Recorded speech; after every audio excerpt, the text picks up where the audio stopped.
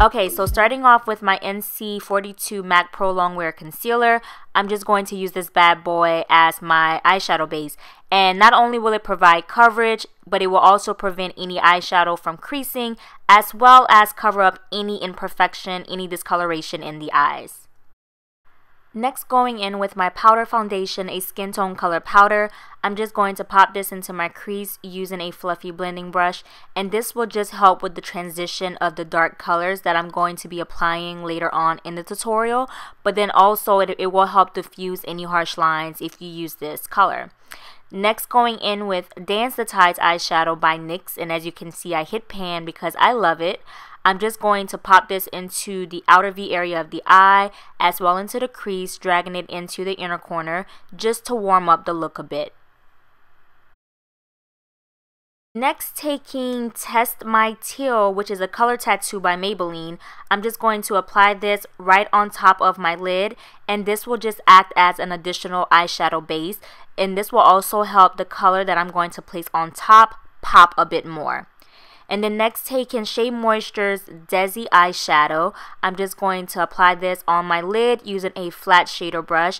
And as you can see, I'm making sure to stay on the lid and not go into the crease. This is very important for blending purposes. Taking another one of Shea Moisture's eyeshadow, this is in the color Tailor, and by the way, you can get this at Target, all of Shea Moisture's products. But I'm just using a blending brush, and I'm using tapping motions to apply it to the outer V area of the eye. This gives me a little bit more control. And then I'm going to go back in with a pencil brush, and I'm going to tap the areas where I need to deposit more color. And like I said, it just kind of gives you more control.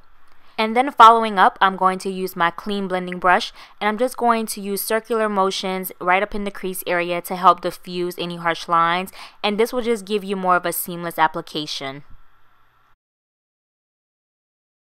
Okay, so for the fun part, I'm going to use my Urban Decay's glitter glue, and I'm just using a little bit from the applicator and using my fingers to deposit the glue right upon that Deysi eyeshadow.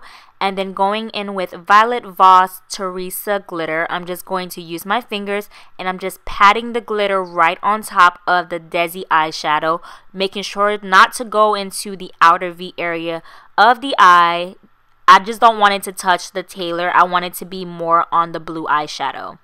And then I'm just going to take a piece of tape, and I'm just using this to pick up any of the fallout glitter that kind of makes the eyeshadow look seem a bit messy.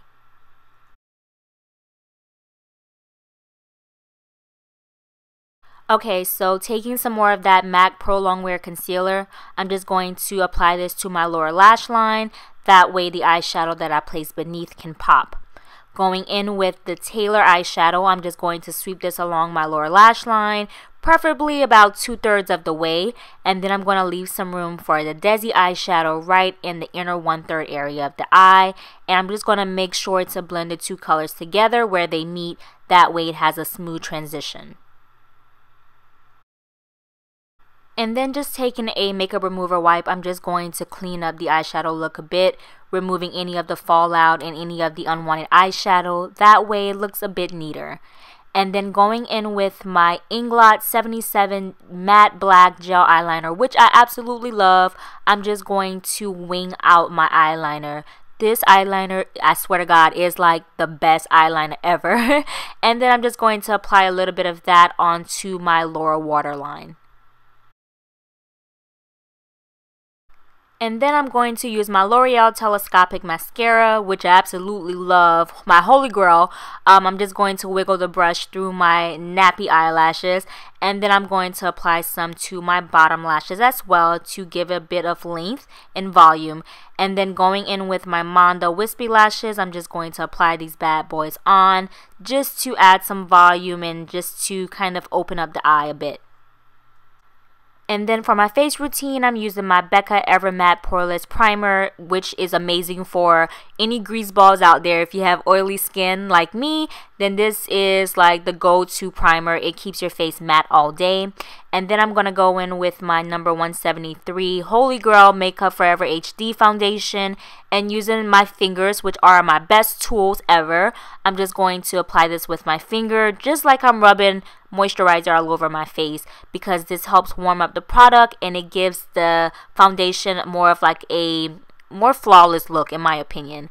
And then I usually follow up using my beauty blender to help blend out any of the harsh lines. I want it to look very seamless, very flawless, so using a beauty blender after you apply with your fingers totally helps with that application. And now it's time for my instant facelift. So I'm going to highlight using my NC42 MAC Pro Longwear Concealer, which is my holy grail. It's amazing. It doesn't crease and it does exactly what I need it to do. So I'm just applying it underneath my eyes, dragging it down to like the end of my nostrils and out towards my temples, down this bridge of my nose and the center of my forehead, as well as my cupid's bow area and my chin. And this will just, like I said, give me an instant facelift and make me look a bit more youthful. And what you see me doing here, you see me adding some of my everyday foundation to the outer areas of the areas that I've highlighted. Now I'm just using small little dabs, and this will just help blend out any harsh lines. When you're highlighting, you do not want to look like you have on a mask. You want the application to be very seamless and very flawless. So you want it to seem as if though the colors are fading together. And then what I'm doing now, I'm taking my Sacha Cosmetics. This is the Buttercup powder, and I'm just going to pat that underneath my eyes and any of the areas that I've highlighted.